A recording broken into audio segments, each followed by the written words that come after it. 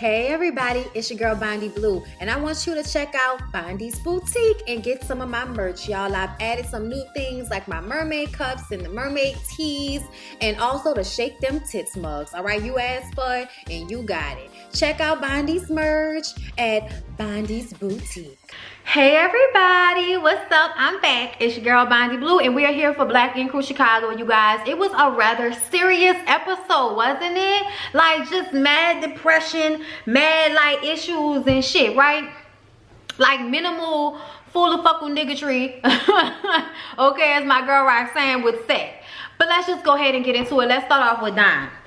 So this episode, Don is following up on the conversation he had with his father, because his father has been going through it. He's lost some siblings, he's lost a child, he's lost his mother, and he is just not in a good headspace. He's not the same person that he was before. And because of what happened with Don's sister committed suicide.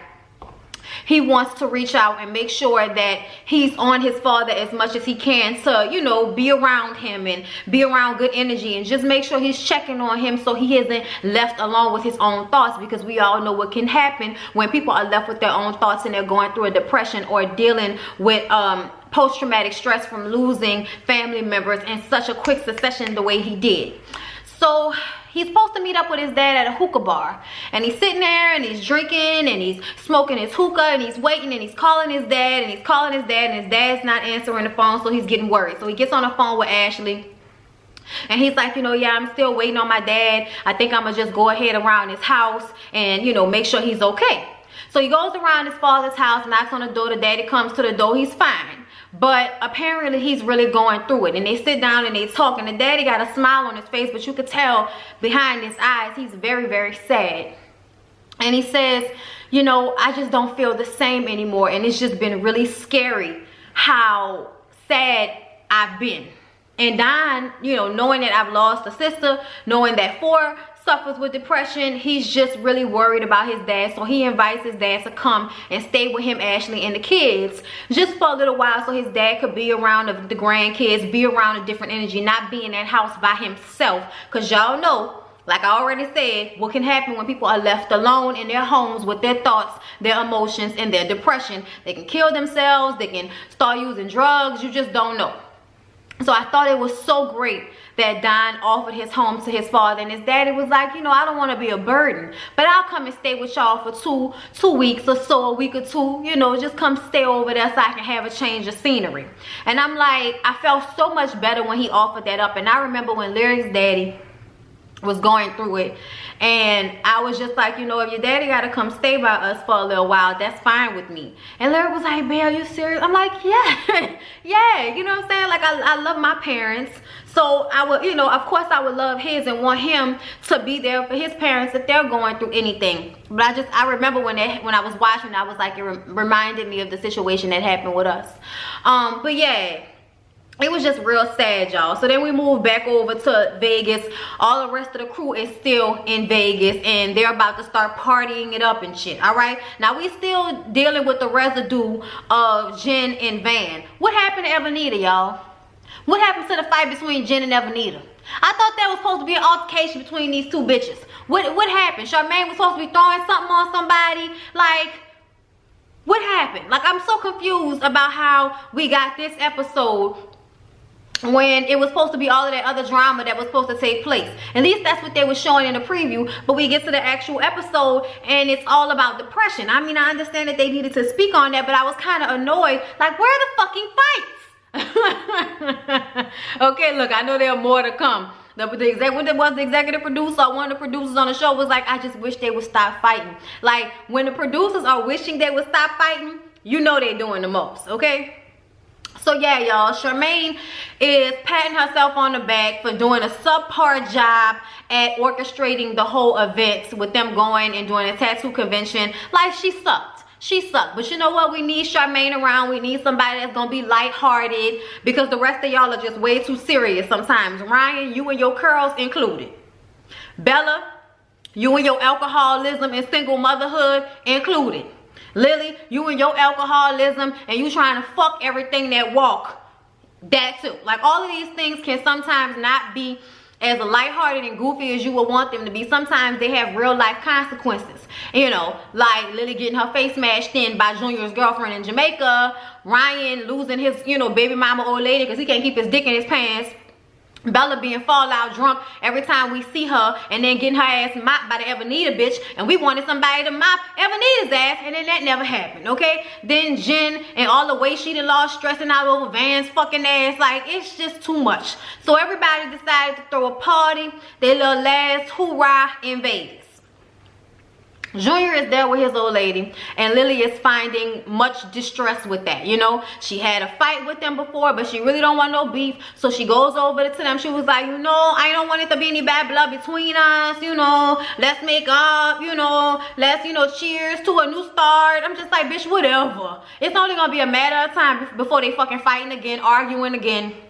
You trying to encroach on Julia's situation because he finally with a woman that's not about to emotionally, mentally, physically abuse him and then get mad when a nigga don't want to be with her no more. Like, I know, like, Junior did his dirt, but I feel like Lily did that shit with that other dude, the rapper, or whatever the little dude was with the long hair, the one that looked like, you know, Mexican Jesus. Like, she fucked with him when she started fucking with Junior, and then Junior fucked over her, and then she gets mad. Like, it was just too much. Their relationship was toxic. They didn't need to be together. They didn't need to fuck. Let Junior and Adriana be together. They seem to be happy together. They don't have no real drama in their relationship, except for the fact that Junior is not to be trusted. Okay, like most of these niggas. Okay, well, some of these niggas, not my nigga. So they decide they gonna make up and let bad bitches be bad bitches. Great. All right. Then Jen comes back to the party because she was like, I ain't want to leave, you know, with it being like it was. They was having a party, so I wanted to come through. So she comes to the party and then sit up there and get mad when Van won't talk to her. Bitch, the only reason you invited to the party is because you Van old lady, okay? So let's not do that. Let's not act like you wasn't about to have a full-blown conversation with this nigga. So they go out and they talk, and she tired, Van. I'm tired. Okay, I'm tired of you embarrassing me. I'm tired of you disrespecting me. Okay, not giving a fuck about my feelings. Like, y'all know she gotta like scream. He had his outside voice inside, so they went outside. Now she's screaming and howling. They just too loud as fuck human beings. Okay, I thought I was loud. I was just like, what is happening? Like, it's just so much noise. Why? Okay, then Van had a little tear rolling down his eye, and she was like, don't you, I hate you. Don't you fucking cry. And she wiped this tear. I'm like, bitch, are you mad? Do you love him? What is happening right now? Okay? The way she wiped that nigga tear, nigga, you better stop that fucking crying. I'm like, wait a minute, okay? There's so many emotions happening at one time. And she goes in on him about how her future, her life is dependent upon by what he decides to do. Bitch, that's your fault. That's your fault. That's your problem. There's no way you should be sitting up there waiting on this man to decide what he gonna do. Y'all been together for 10 years. And if he don't want to marry you, if he don't want to do right by you, you need to move the fuck on. But y'all know how women feel. Oh, I didn't put too much into this relationship. I didn't already spend all my good years with a nigga. So what, bitch? You ain't 80. Find a new nigga. Find a new nigga. I don't understand. Like, I don't understand staying with people just because you've been there for so long. All y'all got is a fucked up sordid history with a little bit of happy times plucked in between all the fucked up stuff. Like, no. Find somebody else, Jen. Also, I feel like Jen is crazy too. So Jen feels like he matches her crazy. How many niggas gonna go back with a woman when he feel like she done cheated on him and all of that? Even though we don't think Jen really cheated. Did she? I don't know. She left the club with a nigga. We don't know what happened. All I know is Van has done enough cheating that her leaving the club with one nigga should not be that big of a deal. But y'all know how these men be. Okay, they can do it to you non-stop, all day, 365, black fucking other women on you. You fuck one dude, okay, after 5-10 years of being cheated on, and all of a sudden you a hoe and they can't do nothing with your ass. I'm like, double standards, double standards. So y'all, after Van and Jen finish pushing and hugging and crying and fussing and fighting and shit with one another, we pop over to Lily.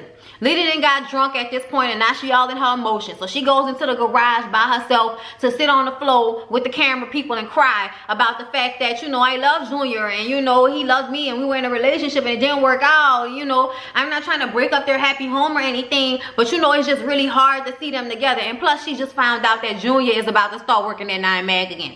So she knows she gonna have to see this nigga all the time, which is why I guess this is just a harder pill for her to swallow. It's different when they gonna be at a party here or there, but when a nigga gonna be at the job every day, feel like dealing with that, seeing him kissing her and her kissing him all in my face and shit. But because she done made nice with the Adriana girl, the girl is like, what's going on? Why you in here by yourself crying?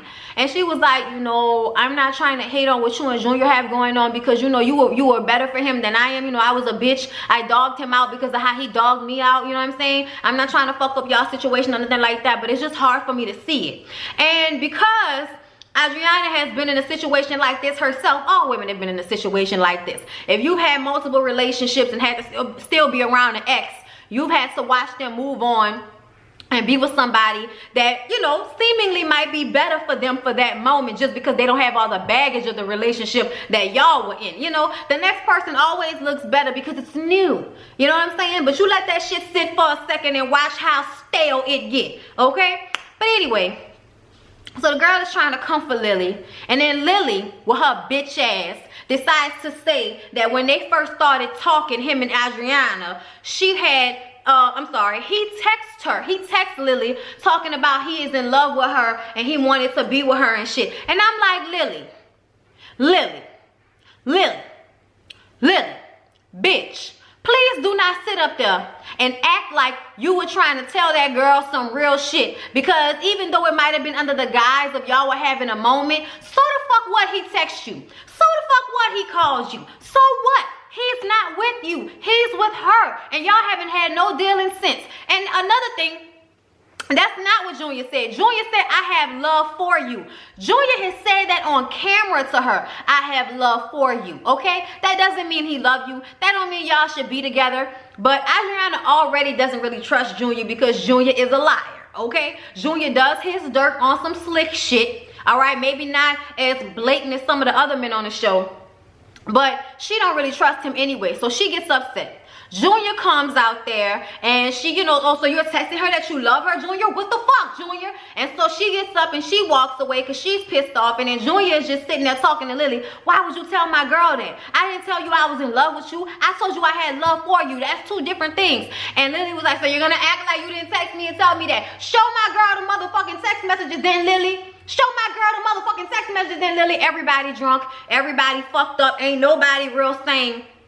But I did like the way Adriana came back into the garage and told him to stop talking to her. Why are you still talking to her? Get out her face. Walk the fuck away, Junior. Walk the fuck away. Adriana's pissed off. She mad. She can't trust this nigga. She done with him. She's annoyed. So now Lily done fucked up their relationship. Lily, or at least fucked up the peace in their relationship for the moment. Lily, you need to find yourself some business. For real.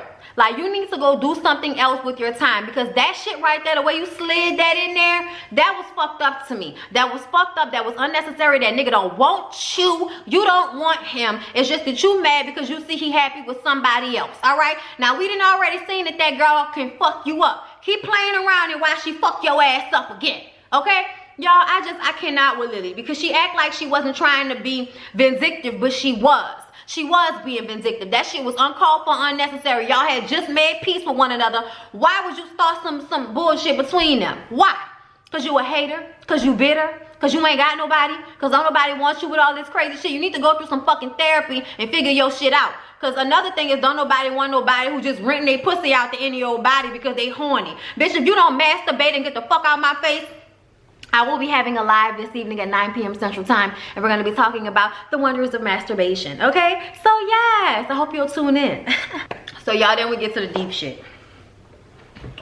So, apparently 4 has been having a hard time, and I wonder how 4 is doing now that we done seen, you know, Nicki in the club during Super Bowl weekend with 50 Cent all hugged up on him, and I'm like, why? If you think that nigga gonna treat you better than 4, you are sadly mistaken, okay? Him and his little short, thick dick, you could have kept, okay? Like, I don't like 50 Cent, so I don't understand anybody who will want to be with him after they see the type of things he does to the females he mess with, okay? Put you on blast, put your business out there, disrespect you publicly, constantly, be disrespectful as fuck. Like, I don't care what nobody say, I don't care what Vivica Fox say, I don't care what none of the ex-baby mama say. That nigga is mad disrespectful, fucked up, and I would never want to fuck with a dude who would treat a woman like that. Okay, point blank, period. That nigga got mommy issues. So I don't know what Nikki was doing with him, but I'm sure it'll be short-lived, okay? Whatever it is, I'm sure it will be short-lived, all right? But back to 4. So he's having a hard time. And he's in his room, and Charmaine is in there, and Ryan is in there, and he's talking about how, you know, he feels like maybe it would be better if he wasn't on Earth. People would love him more, respect him more if he died, because y'all know how it is. Niggas always remember the good things about you when you die. And y'all, I have to say that I've had some of those same thoughts. I've had some of those same thoughts in this damn house on that sofa right there. Like, just feeling like maybe the world would be better off without me. Or shit, maybe I would be better off without the world. You know what I'm saying? Like, I've had those same thoughts, but I always fight through them because, you know, black women, we don't commit suicide like that. So we be having to suck it the fuck up and keep on moving. But I just felt so bad for him because I know what it's like. Apparently 4 has been dealing with depression his whole life, and everybody was trying to talk him off the ledge. Ryan tells Charmaine to leave out the room, so Charmaine goes and wakes up Van, and Ryan is in there hugging him, telling him that he's his brother and he loves him and it's not better without him. And, you know, I'll tell you, just like I tell my kids, you know, you are worthy, my nigga. You are worthy. I love you. You know what I mean? And the way that they were trying to comfort him, the way they were trying to be there for him, they stood up all night in that room talking to him, trying to get him to feel better about himself. But sometimes it don't even matter what people say. How you feel is how you feel. It's just good that he had people there to support him and try to uplift him. Because sometimes I feel like I don't have no fucking body, to tell you the truth. Like, if I don't let people know what's going on with me, like if I don't call my mama and tell her I'm having a hard day, she won't know. You know what I mean? The only person that'll know is my husband. And at this point in our relationship, he can only do so much. I'm the type of person that if I'm in my head, I'm in my head, you know? So, and I don't have friends that call and check up on me and see how I'm doing like that. Don't nobody think about me like that. You know, I'm a strong friend. So nobody worries about me like that. And so I understand what it's like to not only feel like that, but to feel like nobody gives a fuck about how you going through it. You know, they don't care. You know, they living their life. They got what they got going on. And if you was gone, it would be sad for a minute. They get over it and life will be back to normal. That's how you feel. But you know, you can't let those negative thoughts take over your mind and your spirit in that way and push you to use a permanent solution to a temporary problem. You know, like last week, the week before last, y'all, my anxiety was at an all-time high and I was having a very hard time with it. And it's just this week that I'm glad I pushed through because I've been feeling much better this week. You know what I'm saying? I'm back to working out again. That's been helping.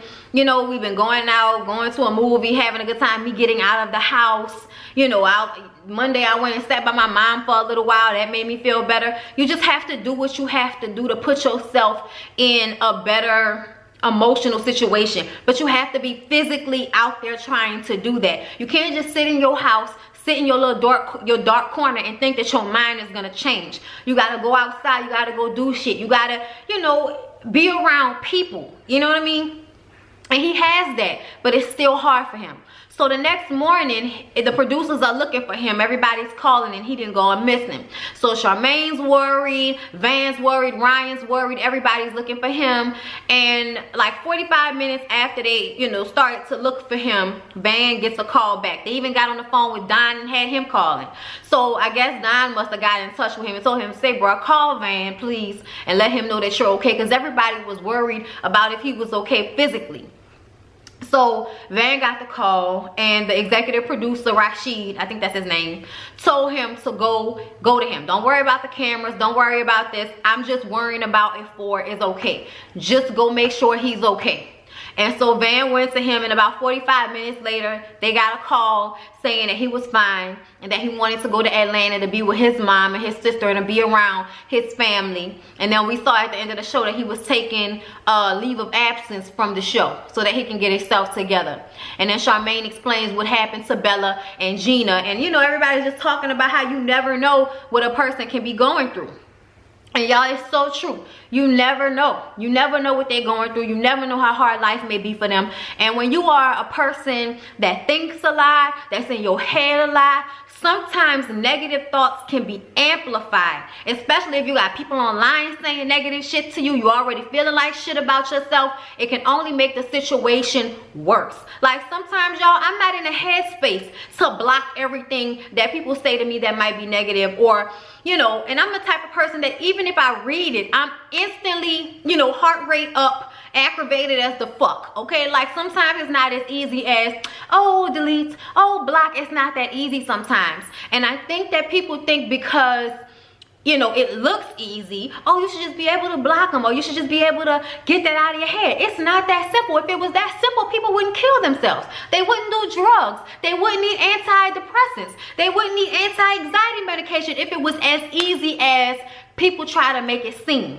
You know, but it's important to keep pushing, y'all, because you just never know what life has to offer, and it always has its ups and downs, its highs and its lows. So I hope if there's anybody watching me, that I empower them to keep living, that I empower them to try to be happy, that I empower them to, you know, laugh and feel light when they're watching me, or whatever. You know what I'm saying? Like just feeling like you're not alone in your home, because you know that Bondy's gonna put up a video on YouTube that you can watch and your mind can go somewhere else for a moment. You know, like I hope that's what I give y'all. I hope that's what I'm giving the world at this point in my life, because that's what makes me feel like doing this means something. You know, versus what I was doing before, where they tell you what you're doing means something, but you really, you know, like, does it really? You know what I mean? Does it really? But yeah, y'all, that's basically everything that went down on Black Ink Crew Chicago. We talked about it. I hope y'all enjoyed the review. I hope y'all enjoy my videos, period. I love y'all. I appreciate y'all so much. I appreciate y'all so much for the support, for the love y'all show to me. Please don't think that because sometimes the negative comments scream the loudest that I don't notice the positive ones, because I do. And sometimes I have to go back and read some of y'all positive comments over and over again to let me know that there's some people out there, there are more people out there that fuck with me than don't, you know? So I understand for, I really do. And I hope he's okay. And I also want to say that I recognize that I always talk about how for can sometimes be a bitch. And I don't mean a bitch emotional. I mean a bitch in the way he allows people to dictate what his opinion is. You know what I mean? He's easily pushed based on whoever he's around. If he was with Ryan, he was backing up Ryan. If he was with Charmaine, he was, you know, saying, I understand Charmaine. And I feel like now I understand this because he doesn't know who he is. He even said that when he was talking to them, that he doesn't feel like he knows who he is. He feels lost. And when you feel lost, you can be easily swayed. You know what I'm saying? So I hope he gets the help that he needs and he deserves. I know that a lot of this stemmed from that song he did called Help, and he had like a rope tied around his neck and everybody was worried about him. But I just really hope that he finds peace and happiness within himself and does whatever he has to do to get well, because he is, you know, you can tell he's a good guy. You can tell he's a good person. You could tell that he's not just out here trying to fuck over people. You know, he's just having a really hard time with his emotions and a real hard time with being who he is and having strength in that. So, you know, the people around him, Don, his sister, his mom, y'all gotta be that man village, and hopefully, you know, everything is okay with Ford. But yeah, y'all, that's all I got to say about it. I'm tired as hell, and I still gotta clean up in here because I got a miserable media taping tomorrow. So I hope y'all check out the miserable media. Hope I see y'all tonight for the MFN, well, not MFN advice, it's a live, and we're gonna be talking about masturbation, bitch. It's only gonna be about 20 minutes. So I hope y'all come and y'all watch and y'all join in on the conversation, and I'll see y'all in the next video.